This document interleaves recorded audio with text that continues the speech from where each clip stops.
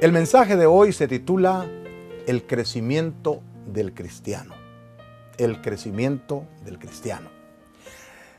El apóstol Pedro, en su segunda epístola, capítulo 3 y verso 18, nos deja estas palabras. Mas creced en la gracia y el conocimiento de nuestro Señor y Salvador Jesucristo. A Él sea gloria ahora y hasta el día de la eternidad. Amén.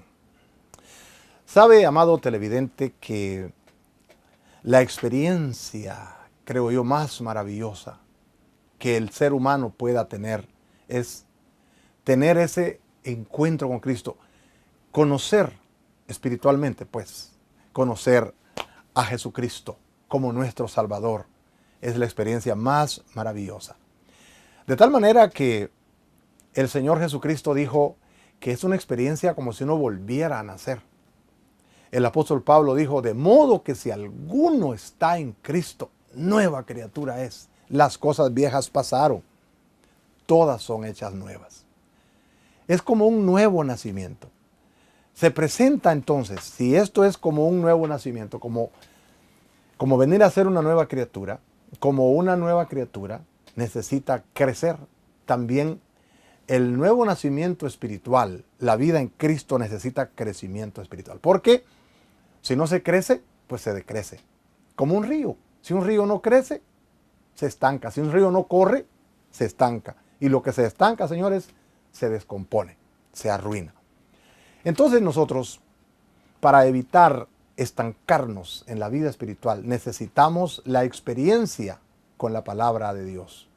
Necesitamos tener esa responsabilidad personal de tener encuentros diariamente con la palabra de Dios de una manera sistemática. Y hoy vamos a ver un poquito de lo que nos enseña la Biblia en cuanto a no estancarnos en nuestra vida espiritual y cómo crecer en nuestra vida espiritual. Número 1. Necesitamos perseverar en la oración y en la acción de gracias. Vamos a ver en un momento lo que dice el apóstol Pablo a los Colosenses, capítulo 4, verso 2 en su epístola. La vida cristiana, le digo, no debe iniciar con actividad, sino con devoción. Es decir, cada día que empieza, cada día que iniciamos, no debemos de empezar inmediatamente a hacer actividades por aquí y por allá. Lo primero que necesitamos es ir al altar. Qué bueno que usted tenga un lugar en su casa en donde pueda apartarse todos los días, ya sea en la madrugada, ya sea en la noche, a la hora que sea de su preferencia, y ahí orar. Colosenses 4:2 dice, perseveren en la oración, velando en ella con acción de gracias. La palabra perseverancia lo que quiere decir es firmeza, es constancia en una cosa. Es aquello que dura permanentemente, sin parar. Es decir, sin menguar, sin dejar el buen hábito de hacerlo. Y eso de perseverar va a ser algo que forma parte del desarrollo en la persona. Hay un dicho por ahí que dice que el que persevera alcanza. Y la oración es parte de esa devoción, es decir, de esa vida cristiana. Si nosotros queremos no estancarnos en la vida cristiana, aquí dice Pablo que hay que velar en ella. Es decir, hay que estar en continua consulta con Dios. Como dijo Pablo a los tesalonicenses, 1 Tesalonicenses 5:17, orad sin cesar. Al mismo tiempo dice Pablo que debemos de estar agradecidos a Dios. ¿Por qué? Pues porque las oraciones tienen respuestas. Y a veces nosotros solamente nos acordamos de recibir, de consumir, pero se nos olvida darle gracias a Dios. Somos muy buenos para recibir, pero muy mal agradecidos, muy ingratos para agradecerle a Dios. También la palabra de Dios nos enseña que en medio de que tenemos que darle gracias a Dios, también debemos de orar por otros. Pablo, él pedía oración a la iglesia de los Colosenses. Colosenses 4:3 dice, orando también al mismo tiempo por nosotros para que el Señor nos abra puerta para la palabra. Entonces nos deja ver pues de que no solamente debemos de orar por nosotros, hay que orar también por otros. Debemos de orar por los siervos de Dios, por otros hermanos, hay que orar por todo el pueblo de Dios.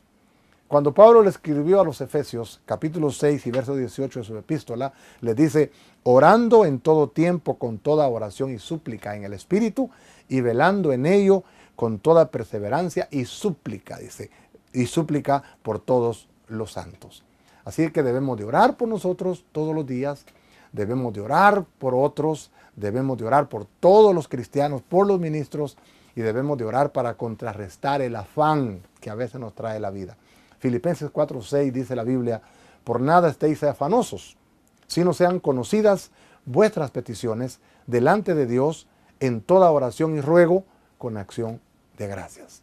Aquí nos deja ver que no hay que dejarnos que el afán haga presa de nosotros a través de la oración. Afán quiere decir agotarse uno por pasiones que uno tiene en la vida, así trabajar hasta estresarse porque hay una preocupación honda en la vida y que creemos que nosotros solos podemos. No, dice Pablo, no se afanen.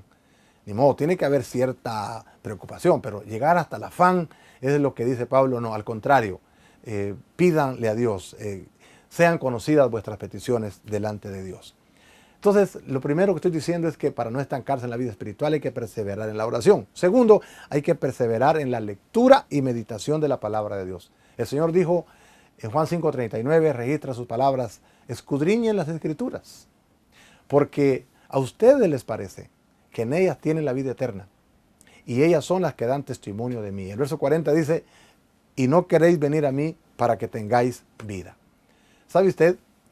Cuando se ignoran los mandamientos de Dios, eso viene a ser un asunto muy serio.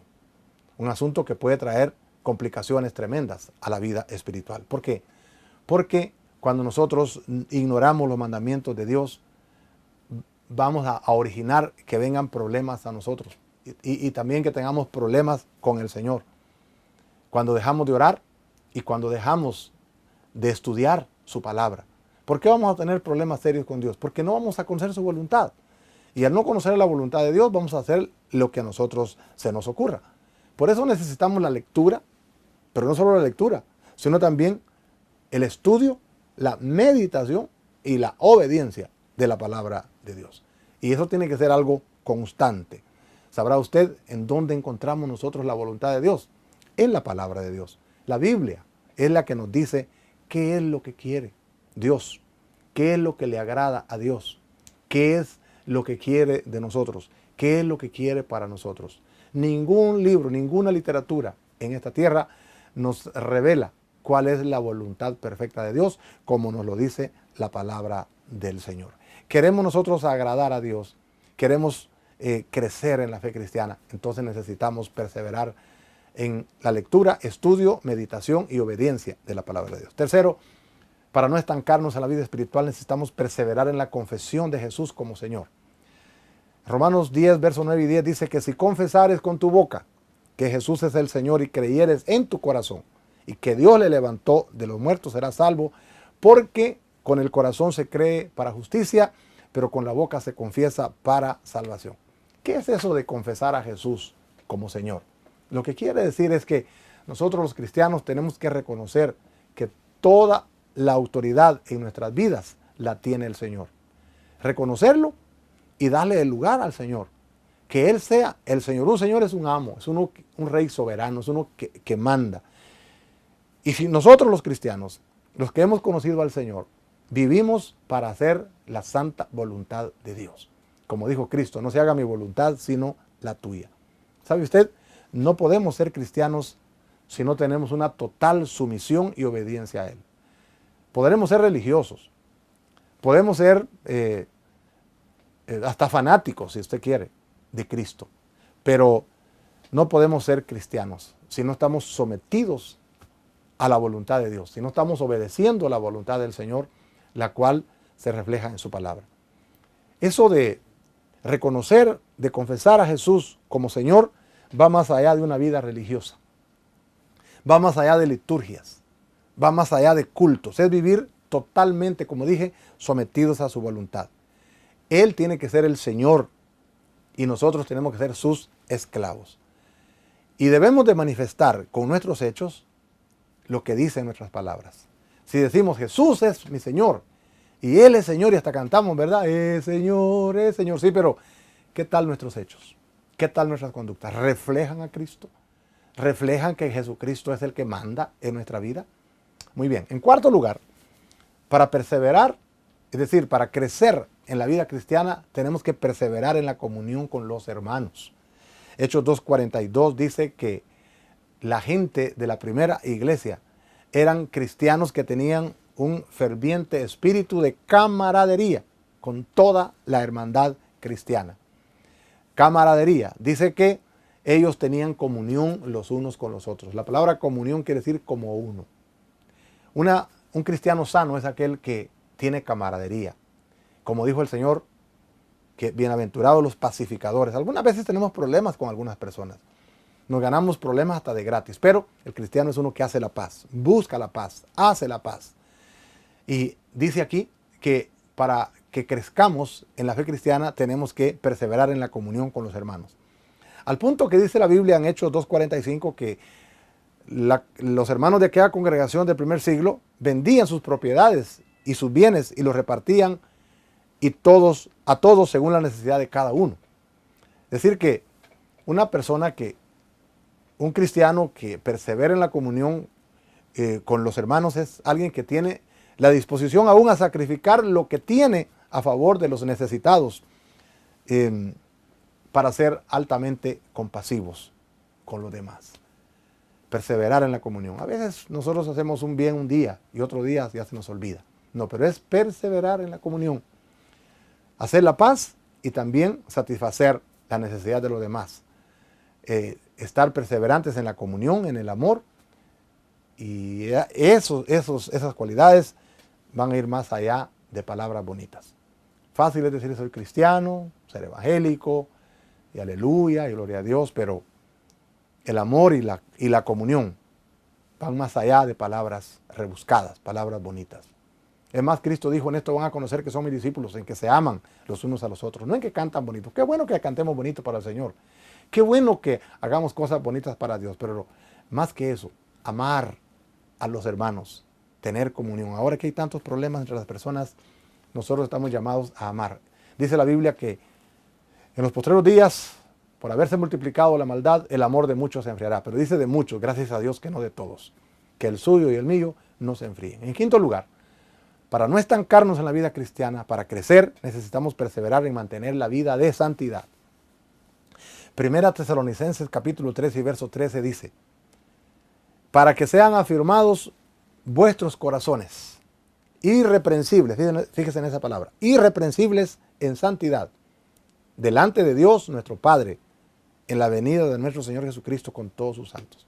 Interesante, que dice aquí que tenemos que guardar, afirmar nuestros corazones irreprensibles, es decir, que no hay nada de qué reprocharnos, pero no dice delante de la gente, sino que dice delante de Dios. Porque a veces delante de la gente, pues hombre, la gente ya casi nos mira una lucecita, ¿verdad? En la cabeza de la gran santidad que aparentamos tener. Pero ¿qué tal delante de Dios? Dice que hay que afirmar los corazones irreprensibles en santidad delante de Dios, nuestro Padre, en la venida de nuestro Señor Jesucristo con todos sus santos. Dice que tenemos que guardar nuestras vidas para que cuando Cristo venga nos halle irreprensibles. ¿Cuándo irá a venir el Señor? Así que tenemos que perseverar hasta que Él venga y nos halle irreprensibles, pero desde nuestro corazón, delante de Dios, más que delante de las personas. Tenemos que ser irreprensibles en la vida de santidad. Irreprensible quiere decir intachable. No hay nada que tacharle, no hay nada que reprocharle. ¿Sabe usted? Las conductas son normadas por el ser humano. El ser humano decide vivir correctamente o no vivir correctamente. Uno decide tener una buena conducta o no tenerla. Y ¿sabe usted? La capacidad ya la tenemos. Dios nos ha dado su Espíritu Santo para capacitarnos para vivir conductas correctas y nos ha dado la información a tiempo y puntual por medio de su palabra. Cuando hacemos actos contrarios a la voluntad del Señor, eso obstruye la comunión con Dios, obstruye la comunión con los demás y también dañan el testimonio nuestro. Dice en Romanos 14:22, bienaventurado el que no se condena a sí mismo en lo que aprueba. Hay otra versión que dice, dichosos los que se sienten libres para hacer algo y no se sienten mal de haberlo hecho. Bueno, en conclusión, debo decirle que en los puntos que hemos visto hoy, La perseverancia es muy necesaria en todos los ámbitos de nuestro diario vivir. No tenemos que ser intermitentes. Intermitentes como la lucita esos de los carros, ¿verdad? Cuando vamos a pedir que nos den dirección, que nos den vía. Decimos en Guatemala los pidevías.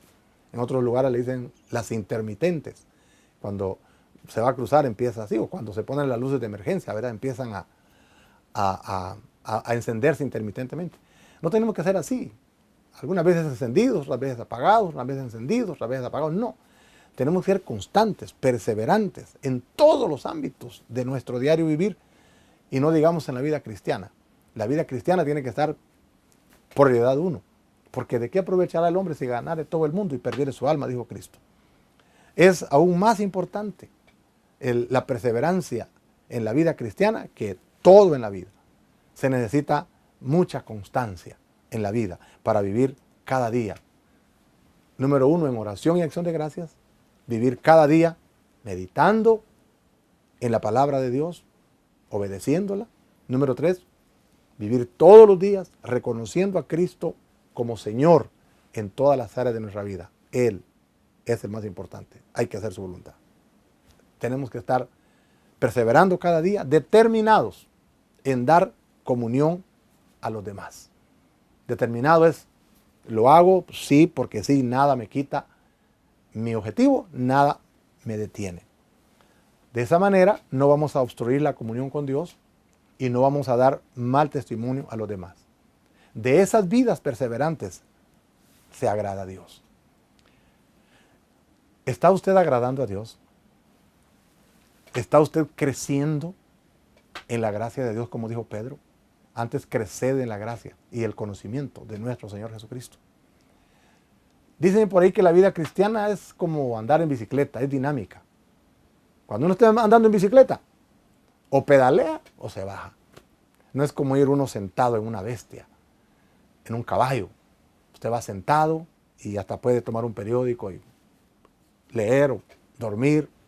Pero en la bicicleta no, hay que pedalear. Hay que pedalear. La vida cristiana es dinámica. Aquí o se crece o se decrece. Cristo dijo, el que no es conmigo, contra mí es. El que conmigo no recoge, desparrama. O somos o no somos. Así que no hay que ser personas estancadas, hay que crecer en la gracia y el conocimiento de Jesús, perseverando en estas cosas que le he mencionado hoy. Claro está que con nuestra propia capacidad no podemos hacer, pero como dije, Dios nos ha dado la capacidad para hacerlo. Y si no la tiene, pidámosela a Dios. Oremos. Padre, gracias por tu palabra. Gracias por mostrarnos lo que es tu voluntad y cómo no estancarnos en la vida espiritual. Que poco a poco vamos, Señor, abandonando las disciplinas espirituales y nos vamos debilitando. Pero hoy, Señor, aquellos que se encuentran debilitados en la fe, que puedan hacer una autoevaluación y decir, bueno, yo creo que yo me estoy deslizando, yo me estoy enfriando en mi vida cristiana, me estoy estancando, pero hoy me levanto. Padre, dame esas fuerzas, dame, Señor, esa dirección, dame, Señor, esa fortaleza para fortalecer el impulso que tu gracia ha puesto en mi vida para ir adelante. En tus manos me encomiendo. En el nombre de Jesús. Amén.